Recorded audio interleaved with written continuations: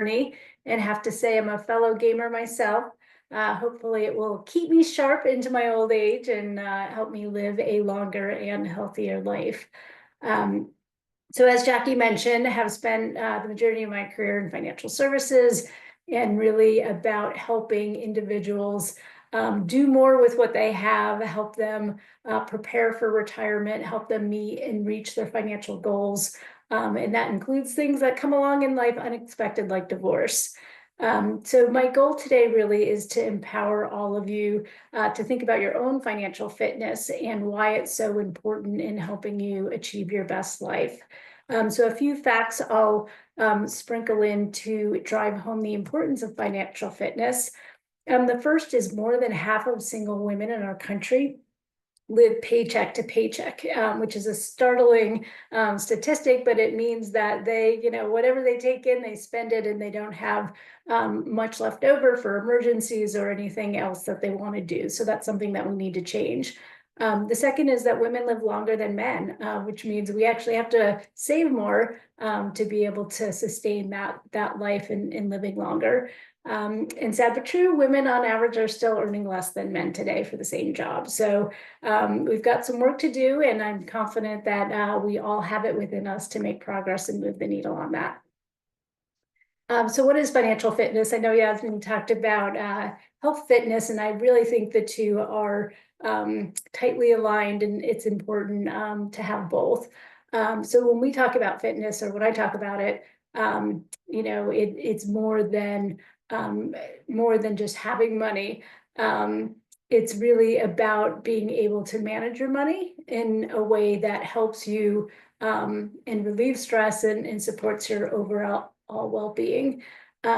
So what people don't think of, and what's not top of mind, is the connection that financial means has with wellness. And it really it comes into play with our mental, emotional, and physical health in terms of how we manage our finances. So what do I mean by that? So for folks that have financial stress, it causes anxiety, it causes trouble with sleep, it can even affect our relationships. But if we flip the coin and think about the other side of that, where you do have financial fitness, what does it create? It creates financial security. It can lead to peace of mind. It helps us make better decisions, and ultimately gives us the freedom to live the lives that we want to live. So what are some of the key steps to financial fitness? I think first and foremost is just about budgeting and goal setting, right? So how much money is coming in, and where is that money going? And how do I want to spend it? I'll share a quick story with you that is about my own goal setting that started at a very early age. And so when I was 15 years old, I was really excited to get my driver's license. And I remember telling my dad, 8 more months and I'm going to get my driver's license. And my dad said, well, actually, when you get your license, our insurance is going to go up, and we don't want to incur that extra expense. So if you want to get your driver's license, you need to buy a car, insure the car, and register the car, and you need to take all that on yourself. So immediately I was dejected and feeling frustrated, but then I thought, well, why can't I do that? I had a bike, and I took that bike and I went and I got a full-time job and worked an entire summer, some double shifts. They didn't have labor laws back then.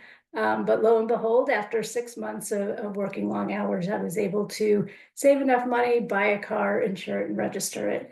And that allowed me to see that just setting those goals and being disciplined with my finances, I could do anything that I wanted to do.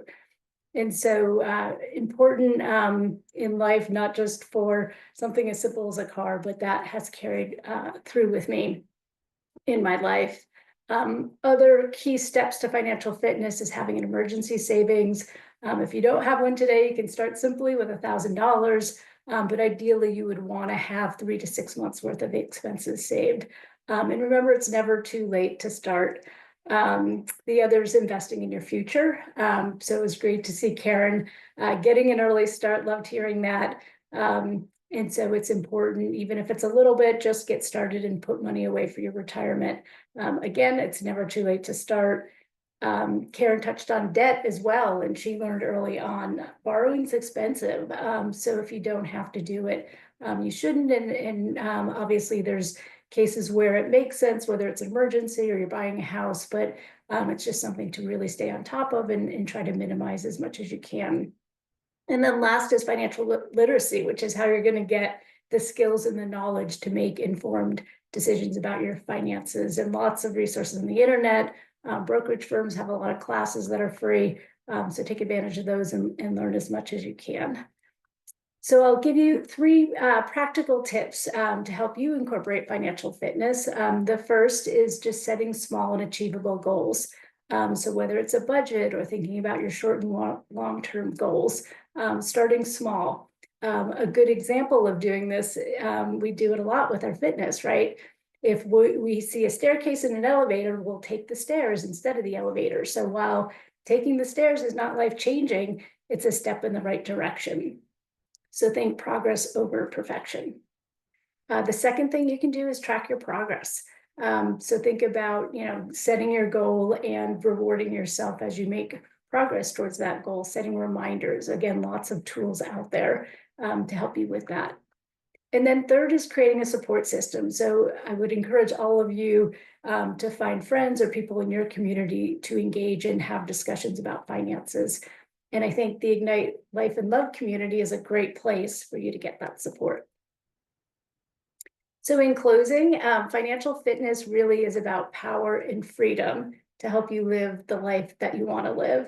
And so I would ask all of you today to think about what is one step that you can take today to strengthen your financial fitness.